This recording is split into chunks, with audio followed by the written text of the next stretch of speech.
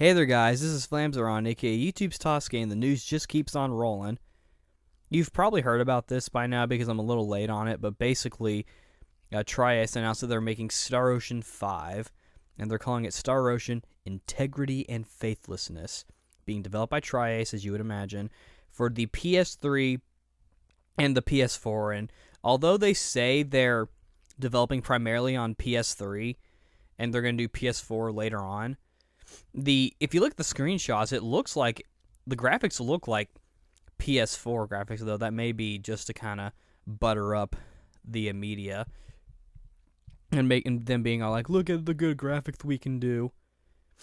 But it still looks pretty nice. In terms of the timeline, it takes place in between 2 and 3, so it's going to fill up whatever gap was there, because I guess there is a bit of a gap. I never really thought about it.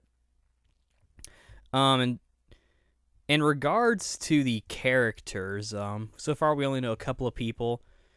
Now, the main character is a guy named Fidel Camu, who's apparently 23 years old. And I think that's pretty cool because I'm also 23, and he uses a sword.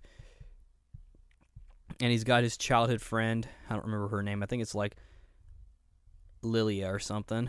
I don't remember exactly.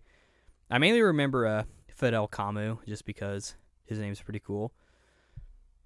But in terms of the setting, from what we can gather, this is what I think at least, so don't really take this as fact, but I think it's going to do like, they're going to start off in like their underdeveloped planet, quote unquote, where it's like in medieval time, or like a fantasy world, and then they're going to go into the futuristic world, kind of like what Star Ocean 1 did.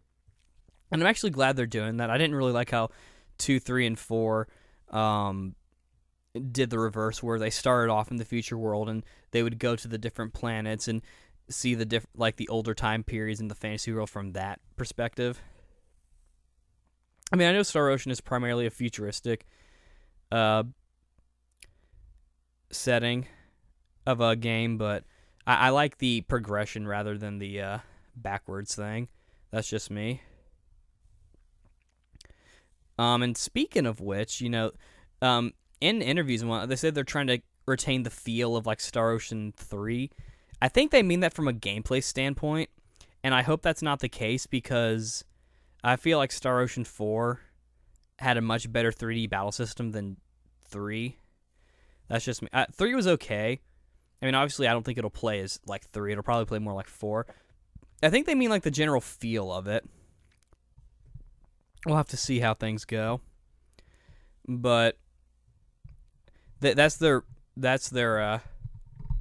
main thing. I don't know if this will like change the continuity or anything. It might. But another thing they've said about the battle system, speaking of which, that they seem like it's gonna be seamless, which is kind of funny because it seems like ever since Tales started doing it, everyone's going like seamless, because with Zestiria, which is gonna be coming out soon in like the fall, it's like, oh, seamless, and it's kind of funny because that game's not really seamless. But I imagine Star Ocean being the way it is, they could probably do seamless. It always seems like someone has to do an idea first so that everyone else can do it better.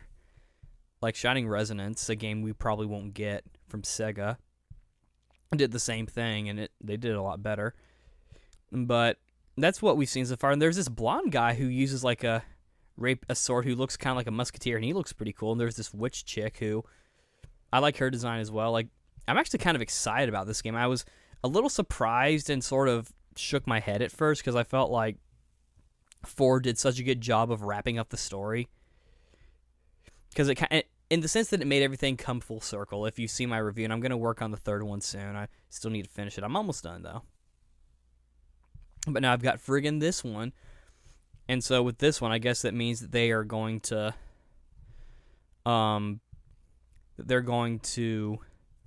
continue it, and who knows, maybe they'll do something more with the series. I don't think Yoshiharu Gotanda is part of the group anymore at this point. I think at this point he's just like the leader, like the president or whatever of Tri-Ace. And I know more people are interested in Tri-Crescendo because of their what they do. And that because they're a separate group altogether, they don't seem to have any problem working with Namco on the Tales series. But I'm looking forward to this. I'll probably get it on PS4, even though they say they're working on the PS3 version first. I'll have to see. I feel like this is just, we're still kind of, people are starting to kind of get more interested in PS4. I already have 4 games for it, but there'll be, we'll get to a point where it'll be PS4 only, I think, in the future. But we're getting close to next gen, so there's the rumor with Zestiria coming to the PS4, but that's a separate subject. Basically, this one I actually have a little higher hopes for, not because Star Ocean 4 was so, in my opinion, really good.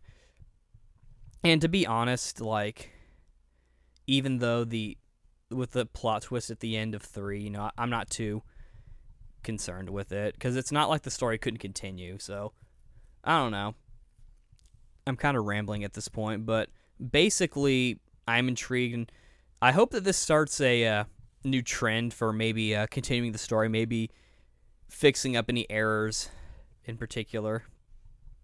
But we'll just have to see what comes. I don't remember when they said it was going to come out, but it'll probably be a while. They'll probably show it at Tokyo Game Show or something. But yeah, this is Flames Veronica, YouTube Tasuke signing out. Into the Star Ocean. I'm still a little sick, as you can probably tell. Okay, bye.